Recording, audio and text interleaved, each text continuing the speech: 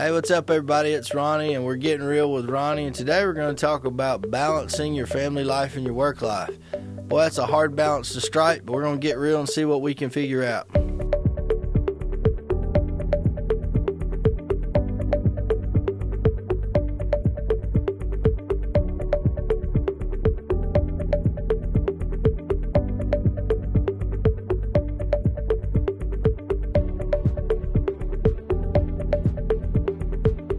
Hey guys, so the question was about balancing your work life, your family life, whether you're raising kids or you're married or whatever it may be. And that's such a tough balance to pull off because you're either busy at work or you're busy at home, and there's this balance that's always kind of conflicting with the other. I totally understand it. I had my children very young, so I have a 23-year-old, a 19-year-old, and a 16-year-old. And here's what I can tell you I did well, and I can also tell you some things I did wrong. I'm very pleased with the quantity of my children's early lives. I coached all their teams. I was on the board at their ballpark as a vice president. I was very involved in their school and in their sports, and I have no regrets from that. Part of the reason I was able to be involved was because I was very young. I didn't have a lot of economic or work-life pressure on me. I had a corporate job, but it was 9 to 5, 8 to 4:45. And so I had a corporate job that allowed me to be a good dad and be a present dad. If I was tackling raising small children now with all the responsibilities that I have, it would be a harder balance to strike, because I really do think the season of life you're in really will dictate what kind of husband you are, wife you are, parent you are. So I had a tremendous amount of struggles raising my children broke and getting my education while I was trying to raise children and working up through the corporate system and then the ministry later. Though it was a very stressed time, but it was also a very blessed time. So I have no regrets about the amount of time I spent with my children, and I would encourage you to not have any regrets about the time you spent with yours or your grandchildren. The greatest investment you'll ever make on this earth is in your family and in your legacy. It's far more important than your corporate job, your church if you're a pastor, your business. Yes, those things require a ton of work. You need to be diligent in everything that you do. You need to be hardworking. You need to believe God for more.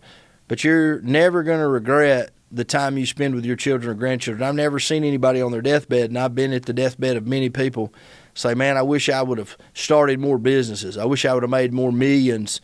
I wish I would have pastored a bigger church, or wish I would have done this or done that. No, it's always about, I wish I would have spent more time with my children. Wish I was a better husband, a better wife. I wish I would have really done what God had told me to do. I wish I would have kept the main things the main things. So let's get practical or get real.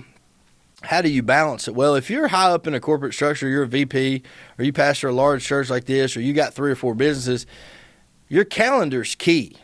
You've got to schedule time with your children. You got to block that out and make sure no interruptions can come to you during the time you've scheduled with your children.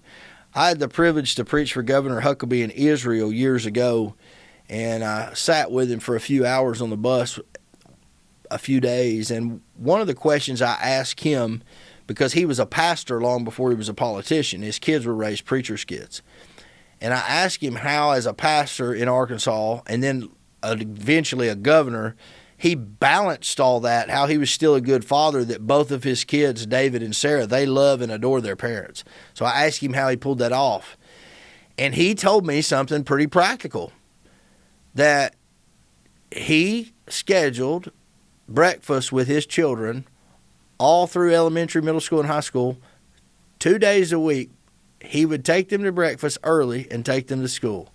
He would start his day with talking with his 2 children, hearing about their interests, their struggles, and he would have breakfast with them, and then on those 2 days, he would take them to school. And it's just, we're talking maybe an hour or 2 hours a week. But he told me that those breakfasts that he scheduled with David and Sarah, those were precious. They looked forward to them, and that time was precious. And so I would say, you may not can win the quantity game. I won the quantity game because I had my kids in my 20s. So I had energy, I had time, and I didn't have a lot of responsibility other than paying the bills and getting my education and working my way up.